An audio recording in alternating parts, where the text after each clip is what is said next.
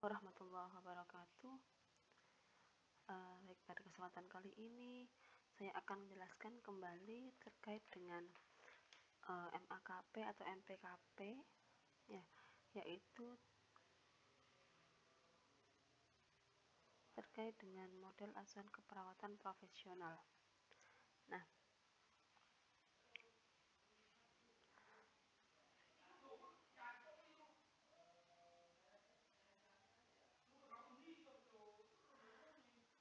apa itu MAKP atau MPKP? Ya, model asuhan keperawatan profesional atau MAKP yaitu suatu sistem, struktur, proses maupun nilai-nilai yang memungkinkan perawat profesional mengatur pemberian asuhan keperawatan termasuk lingkungan untuk menopang pemberian asuhan keperawatan, ya. Jadi intinya adalah bagaimana MPKP itu adalah suatu sistem yang mengatur jalannya pemberian asuhan keperawatan kepada pasien, ya, sama dengan MPKP, yaitu suatu sistem sama struktur, proses, dan nilai yang memfasilitasi perawat profesional untuk mengatur pemberian asuhan keperawatan. Sama, ya. Intinya adalah sistem yang mengatur bagaimana agar perawat dapat memberikan asuhan keperawatan dengan mudah, tepat, dan benar. Intinya itu. Nah, ada beberapa dasar pertimbangan mengapa kita memilih MAKP. Jadi kalau misalkan nanti kalian sudah lulus, kemudian bisa atau menjadi pejabat suatu rumah sakit atau klinik, kira-kira dalam menentukan MAKP butuh pertimbangan, ya. Jadi tidak langsung yang paling bagus kita pakai, tidak seperti itu. Karena apa?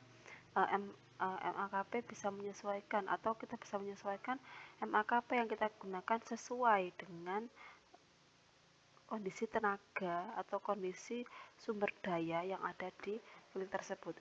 Yang pertama adalah sesuai dengan visi dan misi rumah sakit, pasti, ya, sehingga apa yang dilakukan perawat itu menunjang visi misi rumah sakit atau visi misi klinik. Kemudian dapat diterapkannya proses keperawatan dalam asuhan keperawatan. Jadi dengan adanya MAKP itu maka dapat terlaksananya asuhan keperawatan pada pasien. Jangan sampai dengan MAKP itu bisa menghambat kelancaran perawat dalam memberikan sebuah asuhan. Kemudian efektif dan efisien dalam penggunaan biaya. Ini pasti, ya, penggunaan biaya harus masuk pertimbangan dalam penggunaan MAKP. Kemudian terpenuhinya kepuasan pasien, keluarga, dan masyarakat. Jadi dalam bekerja kita, selain kita mempertimbangkan kepuasan kita sendiri sebagai perawat, maka kita harus mempertimbangkan bagaimana ketika kita bekerja, ketika perawat memberikan asuhan keperawatan itu dapat meningkatkan kepuasan pelanggan, dalam hal ini pasien, keluarga, dan masyarakat. Kenapa? Dengan adanya terpenuhinya kepuasan ini, maka nanti akan meningkatkan loyalitas pelanggan tersebut, atau nanti bisa meningkatkan jumlah kunjungan masyarakat ke rumah sakit, ya. Pelanggannya semakin banyak, nanti pengguna jasa kita pun akan meningkat. Nah, yang tadi sudah saya jelaskan tadi. Kemudian terlaksananya komunikasi yang adekuat antara perawat dan tim kesehatan yang lainnya. Jadi tadi di samping akan meningkatkan hubungan kita dengan pasien, pun juga dapat meningkatkan hubungan kita dengan tenaga kesehatan yang lainnya. Karena apa? Dalam melakukan perawatan kepada pasien, kita tidak bekerja sendiri, kita bekerja dengan tim. Bagaimana dengan asuhan keperawatan itu, nanti tim yang lain pun bisa merasakan manfaatnya.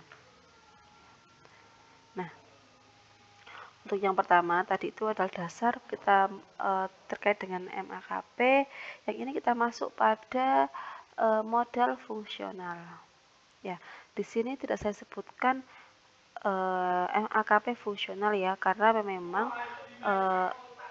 fungsional itu bukan merupakan MAKP ya, karena di situ perawat tidak melakukan asuhan perawatan secara utuh, tapi terpecah-pecah ya. Mari kita lanjutkan lagi agar bisa lebih paham. Baik, ini adalah model fungsional ya. Saya garis bawahi di sini bukan MAKP. Merupakan model pertama yang dikembangkan. Jadi ini yang pertama sekali dikembangkan dalam pelayanan keperawatan. Pelayanan ASKEP dilakukan secara terfragmentasi. Apa terfragmentasi? Terpecah-pecah. Ya, jadi dalam melakukan asuhan keperawatan itu bukan satu utuh, tapi terpecah-pecah dan dilaksanakan sesuai tugasnya dan rutin. Nah, misalkan pembantu perawat memandikan pasien, ada yang memberi makan. Ya, jadi dalam melakukan asuhan keperawatan itu, satu asuhan keperawatan itu dilakukan oleh banyak perawat, yang masing-masing perawat melakukan masing-masing tugasnya, dan itu secara rutin tiap hari dilakukan seperti itu. Jadi satu pasien ini dilakukan tindakan oleh 5 perawat, begitupun pasien yang lainnya sama. Kadang-kadang pekerjaan itu tidak didasarkan kebutuhan pasien yang pokok atau utama.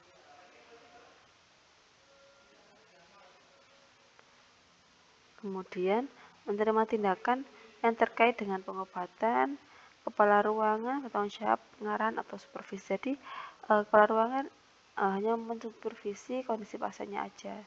Nah, nanti di belakang dijelaskan lagi. Nah, perawat tidak punya waktu cukup untuk diskusi soal obat dengan pasien. Nah, kenapa? Karena prinsipnya adalah dalam MAKP fungsional adalah satu, intinya tugas mereka dalam memberikan perawatan adalah selesai ya. Jadi lebih fokus ke pekerjaannya selesai, bukan fokus bukan fokus pada sebuah asuhan keperawatan yang bisa mendengarkan keluhan-keluhannya pasien dan memberikan feedback seperti itu ya. Kemudian kepala ruangan harus koordinasi antar perawat dan memikirkan atau memenuhi kebutuhan pasien secara komprehensif ya. Jadi karena satu pasien itu dirawat oleh banyak perawat, maka PJ bidang jawab pasien atau kepala ruangan ketika ingin mengetahui kondisi pasien A, maka dia harus koordinasi dengan banyak perawat dulu. Karena apa? Yang melakukan ASKEP banyak, tidak hanya satu perawat saja. Informasi biasanya verbal sehingga sering terlupakan. Ya, ini adalah kelemahannya. Karena semua terucap saja dan tidak ada dokumentasi, maka banyak kesimpang siuran ya pastinya. Kemudian orientasi hanya kepada penyelesaian tugas, bukan kepada kualitas, sehingga pendekatannya kurang tercapai, pendekatan holistiknya tadi seperti saya jelaskan tadi ya.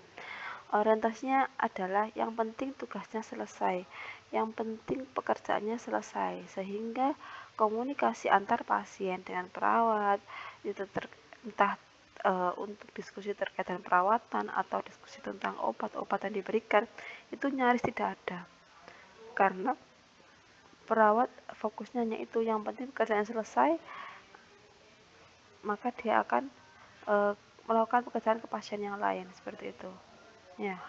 Tidak ada pendekatan yang holistik pada pasien ya. Ini yang menyebabkan pasien mengeluh ya, bahwa perawat itu adalah perawat yang judes ya. Karena ini model pertama yang diberikan atau model pertama yang dilakukan di ruang rawat inap dahulu ya, maka tidak salah jika dahulu itu banyak masyarakat menyebut perawat itu judes ya, karena apa? Mereka masih menggunakan MAKP, menggunakan model fungsional yang mana tidak ada komunikasi antara pasien dan perawat. Komunikasi antara mereka sangat buruk sekali. Perawat fokus pada pekerjaannya, sehingga ketika mereka sudah capek, pekerjaannya belum selesai, pasti jutek ya.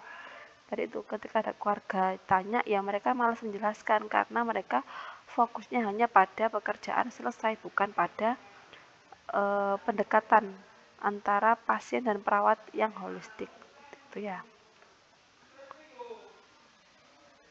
Nah ini perawat penanggung jawab ya. Jadi ini adalah bagannya model fungsional yang mana dalam perawatan itu dalam satu ruangan ada perawat penanggung jawab pasien. Ini adalah perawat yang dokumentasi semua rekam medis pasien. Yang melaksanakan adalah perawat pelaksana. Perawat pelaksana punya tim sendiri. Tim 1 bagian nyuntik, tim 2 hanya mendampingi dokter visite, tim satunya hanya untuk ambil sampel lab, tim lainnya untuk memberikan obat, tim lainnya hanya mengganti balutan, entah balutan infus atau balutan luka ya. Kemudian yang lainnya bagian rumah tangga atau admin dan lain-lain. Sehingga tadi seperti yang saya jelaskan, perawat penanggung jawab itu atau para ruangan itu ketika ingin mengetahui kondisi pasien, dia harus berkoordinasi dulu dengan perawat yang ngurusi visite, dengan perawat yang menyuntik, dengan perawat yang nge-lab, agar tahu kondisi pasien secara komprehensif. Dan ini tentunya tidak efektif. Ya. Nah, tentunya ini contohnya ini ya, Jadi contohnya ada pelayanan keperawatan di ruang bedah. Ini adalah ruang bedah yang mana punya 1 karu, 1 PJ pasien, dan 5 perawat, 1 bagian rumah tangga. Nah ini adalah contoh agar kalian lebih memahami bagaimana suatu ruangan jika dikelola dengan model fungsional. Ya, ini pelayanan di ruang bedah. Ini adalah contoh jadwal kegiatan mereka, shift pagi. Ya. Yang pertama 7 sampai jam 8 memang terima, tentunya ini semua perawat ya. Kemudian jam 8 sampai jam 9 melakukan pemberian obat. Perawat A dan perawat B dibagi, dikasih tugas untuk memberikan obat. Perawat C dan perawat D tugasnya adalah rawat luka. Karena ini adalah ruangan bedah, maka ada tindakan rawat luka ya. Perawat E tugasnya adalah untuk mengantar diagnostik seperti EKG, sampel lab atau yang lainnya. Ya. Jadi perawat A dan perawat B tugasnya hanya ini. Jam 8 sampai jam 9 melakukan pemberian obat. Setelah ini mereka ngapain? Nggak apa-ngapain. Menunggu jam 1 untuk memberikan obat lagi. Jadi mereka ngelis satu ruangan itu kira-kira yang butuh obat siapa aja. Itu. Jadi bukunya mereka itu, bukunya perawat A dan B adalah buku injeksi. Ya. Jadi ketika kalian di ruangan, praktek di ruangan, kok masih menemukan buku injeksi dan lain-lain, berarti itu adalah tinggalan zaman dahulu ketika masih menggunakan model fungsional. Ya. Jadi bukunya perawat A dan perawat B ini adalah buku injeksi. Kemudian jam 8 dan jam 9 ini juga ada verbet dan steril alat. Nah, yang melakukan siapa? Bagian rumah tangga ini. Ya. Nah, nanti setelah ini mereka ngapain ya, duduk manis, ngapain ya. Ketika mereka tugasnya habis, makanya mereka cepet-cepetan ngerjakan agar apa? Tugasnya selesai, mereka bisa santai-santai. Mulai jam 9 sampai jam 11 perawat C dan D melakukan rawat luka. Ya. Kalau yang A dan B kalau belum selesai ya masih nyuntik, tapi kalau sudah ya mereka nggak apa-ngapain gitu ya. Kemudian perawatan luka, perawat C dan D ini mereka keliling dari sekian pasien, itu mana aja yang butuh dirawat lukanya, siapa yang butuh diganti balutannya, itu mereka yang ganti ya. Yang perawat E dia ngelis sekian pasien ini siapa yang butuh di EKG, siapa yang diambil labnya dan diantarkan, itu dia itu aja pekerjaannya ya. Kemudian penanggung jawab pasien ngapain aja? Oh, dia mendampingi visit dokter jam 11 sampai jam 12 itu jadwalnya visit dokter, dia mengikuti ini ya. Kemudian jam 1 ada lagi ini pemberian obatnya, maka perawat A dan perawat B mereka bekerja lagi ya. Setelah itu selesai ya, jam 2 sampai jam 3 mulai timbang terima lagi, dan ini dilakukan oleh semua perawat ya. Jadi kalau sudah mengerjakan ini semua maka selesai ya. Nah, perawat penanggung jawab pasiennya jika misalkan belum ada visit dokter ya dia mengerjakan rekam medis semua pasien. Jadi mereka ini tiap perawat punya buku masing-masing, buku rawat luka, buku pemberian obat, buku sampel ya. Makanya sering saya ketika pendampingan pas di rumah sakit, saya masih tidak suka dengan adanya buku-buku injeksi, buku-buku pengambilan sampel, saya tidak suka. Karena apa? Itu adalah tinggalan model fungsional, yang mana itu membuang waktu. Karena apa? Semua tindakannya kita itu sekarang ketika kita sudah menggunakan model MAKP yang lain, entah tim, entah primer, maka semua yang tertulis di buku-buku itu sudah tertulis semuanya di buku rekam medis ya. Maka kita tinggal membaca buku rekam medis, tidak pakai buku-buku injeksi ya. Karena apa? Itu nanti yang membuat beban kerjanya perawat semakin meningkat ya. Kita menulis rekam medis, kita nulis buku injeksi, nulis buku lain, itu membuang waktu ya. Karena sekarang sudah lebih lebih simpel sebenarnya, tapi dibuat ruwet. Karena apa? Karena masih ada budaya tinggalan-tinggalan masa lampau itu tadi. Nah, tentunya dalam menggunakan model fungsional pasti ada kelebihannya, ada kekurangannya ya. Nah, apa kelebihannya? Efisiensi waktu, pembagian tugas jelas, dan pengawasan yang baik. Misalkan waktunya sangat efisien. Karena apa? Tiap perawat punya pekerjaan masing-masing ya. Tugasnya jelas, hanya untuk nyuntik aja, saya rawat luka aja ya. Jika ada yang tidak sesuai, misalkan ternyata ada salah obat, ya berarti perawat itu yang melakukan kesalahan obat ya. Sangat mudah pengawasannya ya, karena sudah terbagi pekerjaannya secara jelas. Kemudian baik untuk rumah sakit dengan tenaga terbatas. Jadi kalau rumah sakit yang masih baru buka, itu sangat baik jika menggunakan model fungsional. Karena apa? Di samping tenaganya cuma sedikit, nanti akan mengurangi biaya rumah sakit dalam melakukan penggajian pada perawat ya. Kemudian dengan orang yang sedikit pekerjaannya selesai, meskipun kualitasnya juga sangat rendah ya. Nah, pada model yang fungsional ini, maka perawat senior akan manajerial atau sebagai penanggung jawab pasien atau kepala ruangan. Kalau yang junior ya tadi itu ke pasien ya, entah mereka masuk tim apa. Kemudian apa kekurangannya? Pasien tidak puas tadi itu karena tidak ada komunikasi yang efektif antara pasien dan perawat. Kemudian pelayanan keperawatan terpisah-pisah tadi itu karena tiap pelayanan dilakukan oleh perawat yang berbeda-beda, sehingga mungkin pasien juga tidak hafal ya, tadi siapa perawatnya, tidak tahu, tadi nyuntik gitu aja. Siapa tadi yang rawat luka, tidak tahu, tidak tahu tadi ada yang rawat luka gitu aja ya.